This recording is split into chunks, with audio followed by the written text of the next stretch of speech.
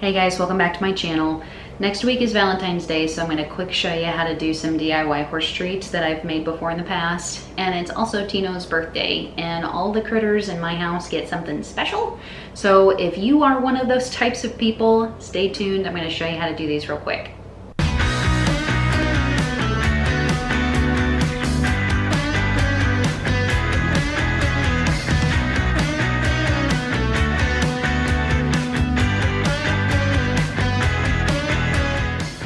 For these peppermint horse treats, you're going to want a few things. You're going to want 3 cups of bran, which I didn't have, and I didn't want to go to the store for. So Google says that you can substitute bran and oatmeal. So what I did was I just took coarse oatmeal like this, just quick oats, and I stuck them in a food processor, just 3 cups worth, and just pulsed it so that it's like this fine mealy stuff.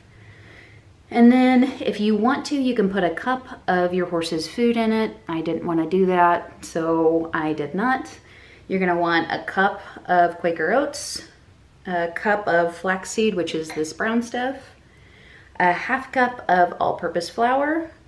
You can put in a tablespoon of salt. I didn't want to do that.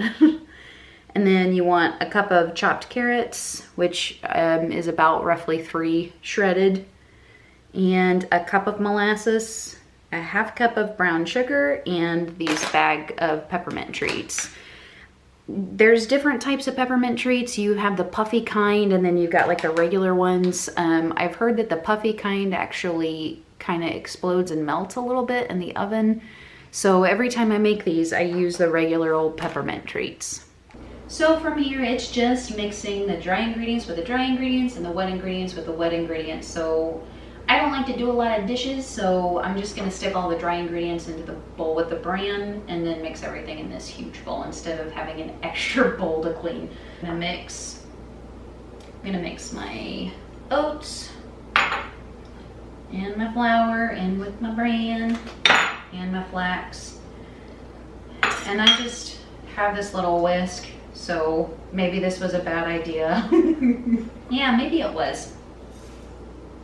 I'm just gonna do that. That's way better.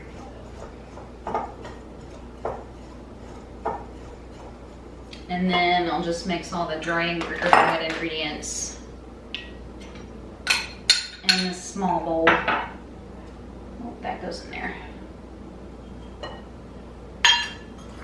I've got my carrots and my molasses. I've never used this thing before. This is my husband's gadget, so I hope I don't make a mess. You can see how sticky the molasses is. So with this thing, it's nice because you just push it up and it all comes out. But again, if you're using a measuring cup, just spray it with some cooking oil and or cooking spray, and it should come out just fine. And it's kind of stinky. Have you ever smelled molasses? So I'm just gonna mix all that stuff together. It looks kind of gross, to be honest. I'm gonna mix my brown sugar into my dry ingredients here. Just kind of give it a rough stir with a whisk. And you're gonna have chunks of the brown sugar, but I think that'll all kind of melt out once you stick the wet ingredients in with the dry, which is what I'm gonna do right now. So once everything's mixed up, you just mix it all together. I'm gonna use a spoon.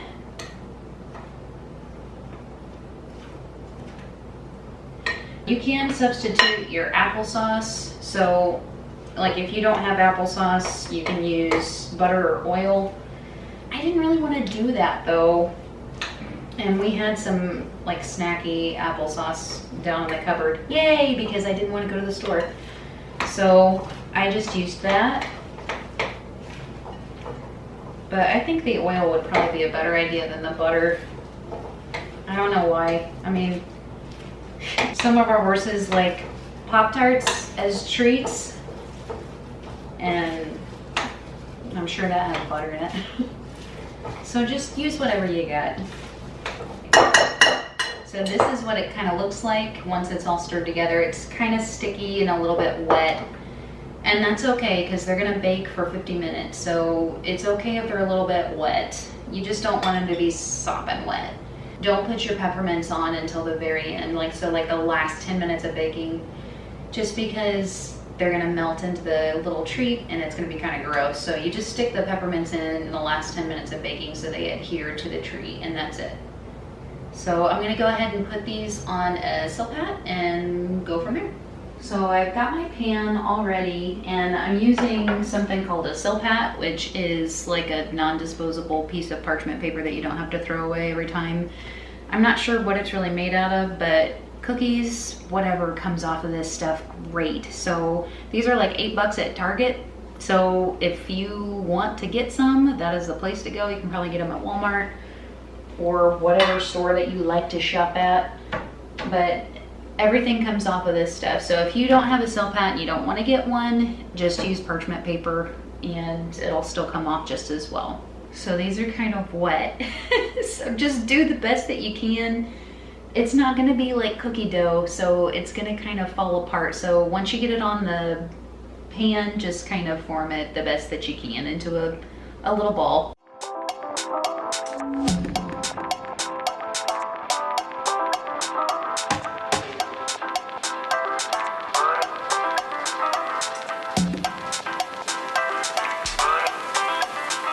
Once you've got them on your pan, if you're happy with the shape and size that they are, then that's great. If not, just kind of try to manipulate them a little bit. And then what you're gonna wanna do is make a hole for the peppermint to go down into. The recipe that I go by says to just go ahead and stick the peppermint down in there and then take it out, but I feel like that's too messy. So I'm just gonna use my thumb and make an old-fashioned thumbprint horse treat thing.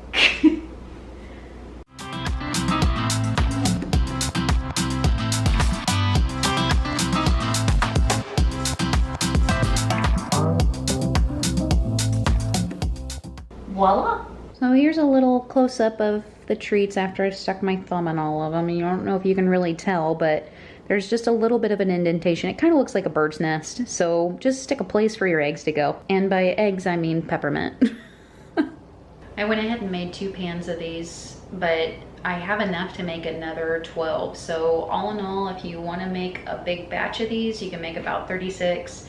You can make a lot more if you make them smaller than what I did. I made them kind of big, so I'd say it probably is going to take Tino a couple bites, but it'll let him enjoy it longer. So you do whatever you feel is right for you. If you want little tiny treats, you can probably get quite a bit out of this, because like I said, 36 pretty large treats. It's a pretty big recipe. If you're kind of pressed for time but you still want to make these, all you have to do is pre-mix the dough and stick it in the fridge for a couple days if you want to. Pull it out, stick it on the pan, bake it for 50 minutes at 300, and you're good to go. So I'm gonna go ahead and put these 2 pans into my oven, which opens kind of weird because I live in an old house.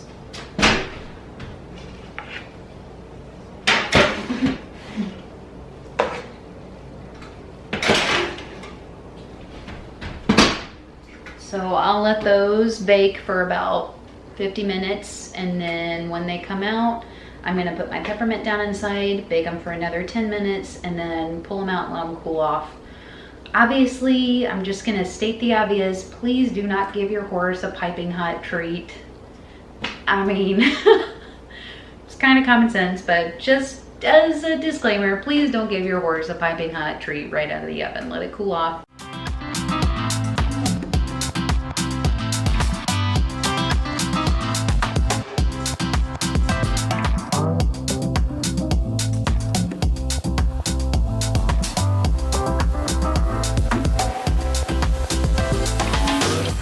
I hope you guys liked today's video. I know it was a little bit different than what I normally do, but I love my pony and I like to spoil him from time to time because he does try so hard for me.